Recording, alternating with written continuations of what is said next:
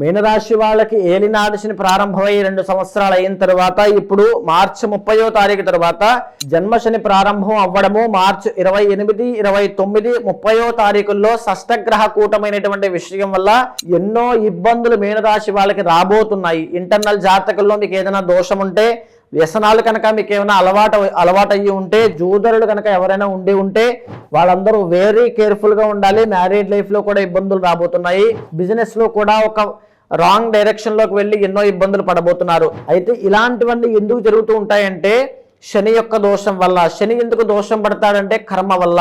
శని కర్మకారకుడు. మీరు చేసుకున్న కర్మ లేదా మనం చేసుకున్నటువంటి కర్మ శని యొక్క దశ అంతర్దశల్లో దోషం పట్టినప్పుడు మన మీద ప్రభావం చూపిస్తూ ఉంటాడు. వాటి నుంచి తప్పించుకోవాలంటే ఏకైక మార్గము ఫిబ్రవరి 26వ తారీఖు మాఘ బహుళ చతుర్దశి నాడు వచ్చేటువంటి మహాశివరాత్రి నాడు నేను చేసేటువంటి కర్మ ప్రాయశ్చిత రుద్ర తంత్రంలో పాల్గొనండి.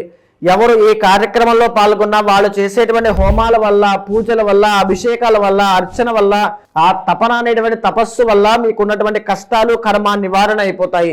ఆ తరువాత నుంచి మీ సమస్యలని నివారణ అవుతాయి. వచ్చిన ప్రతి ఒక్కరికి కూడా ఆది దంపతుల యొక్క అనుగ్రహం చేత ప్రసాదము, తీర్థము, దృష్టి నివారణ యంత్రములు, రక్షలు కూడా ఇవ్వబడతాయి.